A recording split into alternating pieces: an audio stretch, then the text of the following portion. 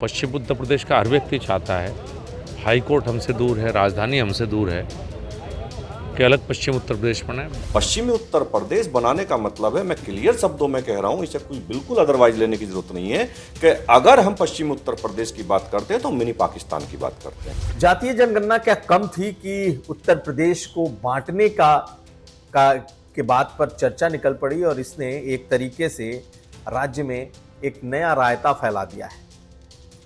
जिस तरीके से संजीव बालियान ने पश्चिमी उत्तर प्रदेश को बांटने की वकालत की, कई सालों के बाद यह मुद्दा बिल्कुल सेंटर में आ गया। यानी कि जिस बात की चर्चा 2011 में शुरू हुई थी मायावती के दौर में कि राज्य को 4 भागों में बांट दिया जाए, हरित प्रदेश, बुंदेलखंड, अवध और जो पूर्वांचल है इसे अलग अलग राज्यों में बांटा जाए, इतनी चर्चा तो नहीं हुई। लेकिन एक डिमांड जो कि संजीव बालियान का है, इसने पूरी तरीके से सियासत को गरमा दिया। और हम क्यों कह रहे हैं कि रायता फैल गया, इसलिए क्योंकि बीजेपी के ही दूसरे नेता ने इसे मिनी पाकिस्तान कह दिया।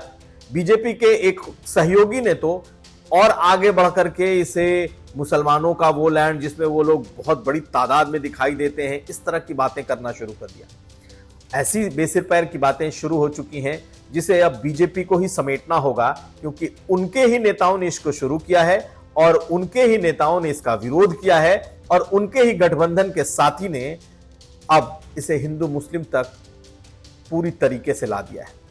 तो शुरुआत पहले आप संजीव बालियान का एक छोटी सी एक बात से जो उन्होंने कहा था, उसके बाद संगीत सोम को भी सुनिए, लेकिन आखिर में हम आपको संजय निषाद का वो बयान जरूर सुनाएंगे जिसमें किस तरीके से वो इसे पूरी तरीके से कम्युनल रंग दे रहे हैं। सुनिए इन तीनों नेताओं। पश्चिम उत्तर प्रदेश का हर व्यक्ति चाहता है, हाई कोर्ट हमसे दूर है, राजधानी हमसे दूर है, कि अलग पश्चिम उत्तर प्रदेश बने। बहुत अच्छा, भगवान ने हमें बहुत अच्छा पानी दिया है, बहुत अच्छी भूमि हमारे पास है और दिल्ली के चारों तरफ पश्चिम उत्तर प्रदेश होगा तो बहुत बेहतर राज्य बनने की संभावना यहाँ है। बड़ा प्रदेश है, समस्याएं रहती हैं। मैं सुन रहा था अभी आपने बताया कि संजीव बालियान जी के बयान के बाद समाजवादी पार्टी और इमरान मसूद जैसे लोगों ने बयान दिया है कि हम उनका समर्थन करते हैं। आप इसी से आइडिया लगा लीजिए कि कौन लोग चाहते हैं कि पश्चिमी उत्तर प्रदेश बने।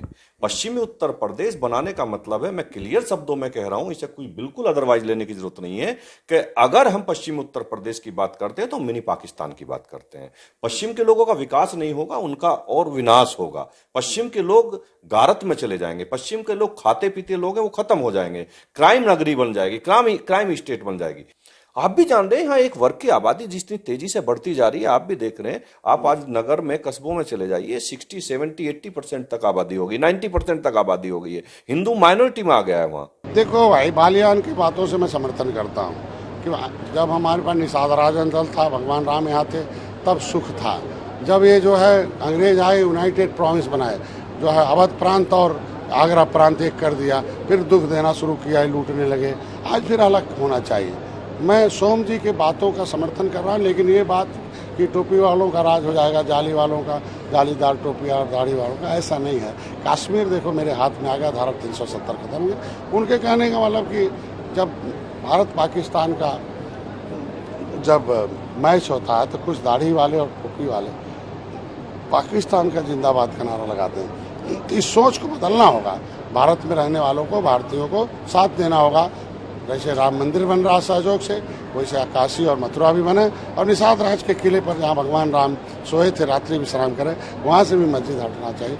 तो आज के दिन में उनके पाकिस्तान शब्द कहने का मतलब यही है कि जो समर्थन करने वाले हैं, और जब तक वो समर्थन दूसरे का करते रहेंगे तब तक उनको ऐसे आरोप लगते रहेंगे। तो आपने सुन लिया प्रदेश को बांटने को लेकर के किस तरीके से ये ध्रुवीकरण की एक सियासत है, और हम इसीलिए कह रहे हैं कि इस एक बवाल ने उत्तर प्रदेश में ये नया रायता फैला दिया है।